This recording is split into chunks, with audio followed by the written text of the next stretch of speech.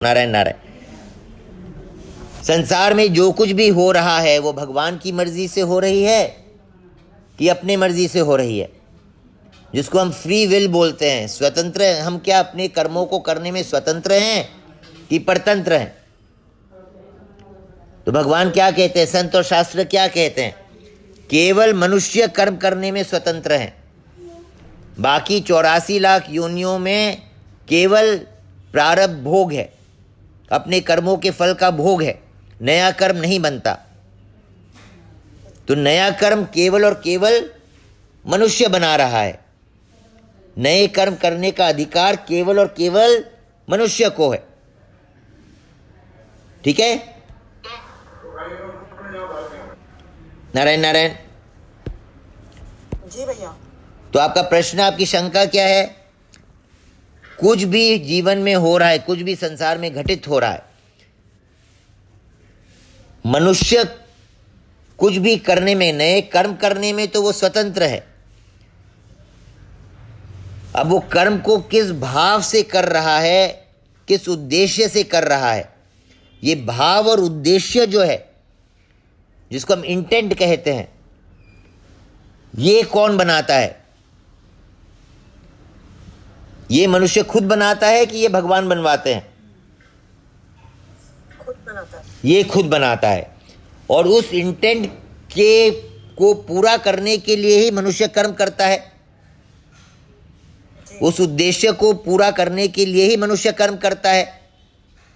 जी ठीक है। जी अब भगवान गीता जी में कह रहे हैं कि मैं सबके हृदय में बैठकर यंत्र के रूप में सबको नचाता हूं।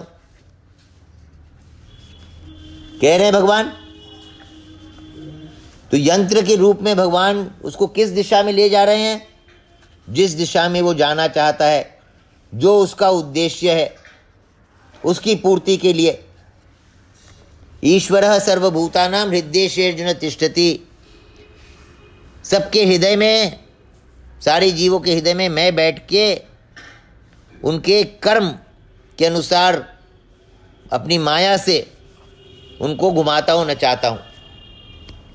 तो उद्देश्य बनाना अपना काम है, और फिर उस उद्देश्य की पूर्ति करवाना भगवान उसमें अपनी मदद करते हैं। चाहे अपना जो भी उद्देश्य हो, अच्छा बुरा खतरनाक बेकार, जो भी हमारा उद्देश्य हो, उस उद्देश्य की पूर्ति में भगवान हमारा मदद करते हैं। ये यथा माम प्रपद्यन्ते, नहीं, अपने 7वें अध्याय में और कौन सा एक श्लोक है ना, जिसकी जिसमें भावना रहती है, जैसी भावना रहती है, मैं उसके उस भावना को ही पुष्ट करता हूं। अब इसके पहले जो आपने प्रश्न पूछा था, बहुत अच्छा प्रश्न था, वो भाव बहुत अच्छा है उसमें। मेरे कर्तव्य को देखकर, मेरे कर्तव्य पालन को देखकर क्या सामने वाले को अपने कर्तव्य का ज्ञान हो जाएगा? निश्चित रूप से हो जाएगा। इसको सत्संग में अपने किस भाषा में सुने हैं? हम चाहते हैं कि लोगों की सेवा करें, तो अपने द्वारा जो सेवा हो रही है, उस सेवा को देखकर दूसरे के मन में सेवा करने की भावना जागृत हो जाए, तब हमने सच्ची सेवा की। अपने कर्तव्य का पालन देखकर, अपनी कर्तव्य निष्ठता को देखकर दूसरे के मन में अपने कर्तव्य का पालन करने की भावना जागृत हो जाए, तो हमने अपनी कर्तव्य को ठीक तरह से किया। तब हम अपने कर्तव्य का पालन ठीक तरह से किए।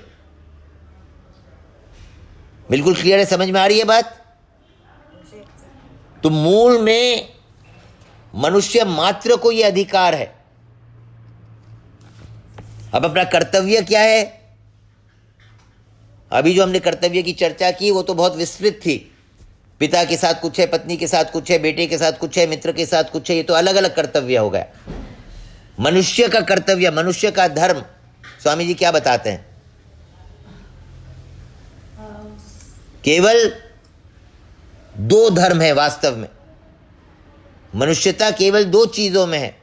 केवल 2 ही ऐसे कर्म है जो केवल मनुष्य कर सकता है। क्या है? भगवान को याद करना और दूसरों की सेवा करनी। जी अपने लिए कुछ भी नहीं चाहना। किसी भी दूसरे से अपने लिए कुछ भी आशा नहीं रखना, कुछ भी कामना नहीं करनी। जी जो हम अपने प्रति नहीं चाहते वो किसी दूसरे के प्रति नहीं करना, न चाहना। जी तो ये सब करने में हम स्वतंत्र है कि नहीं? जी हाँ जी इसमें भगवान की मर्जी या भगवान का कुछ है क्या इसमें? जी नहीं। कहीं शंका, कोई प्रश्न मन में आ रहा है इसके बाद? नहीं ठीक है, हो तो गया। संसार में जो हो रहा है, आपने जो युधिष्ठिर की बात की, क्या उसने वहां पे भगवान से आज्ञा मानी? वो आज धर्मराज है। आज उनके धर्म के पालन में कोई भी कमी हो सकती है क्या? अभी जो दृष्टांत महाराज जी ने दिया कि मां के कहने पर एक द्रौपदी से 5 भाइयों ने विवाह किया कि नहीं किया, वो क्या धर्म के अनुसार था? क्या हमारा धर्म कहता है कि एक स्त्री के 5 पति हो? नहीं पर वहां पे मां की आज्ञा, वो परम धर्म हो गया कि नहीं हुआ? वो परम धर्म हो गया।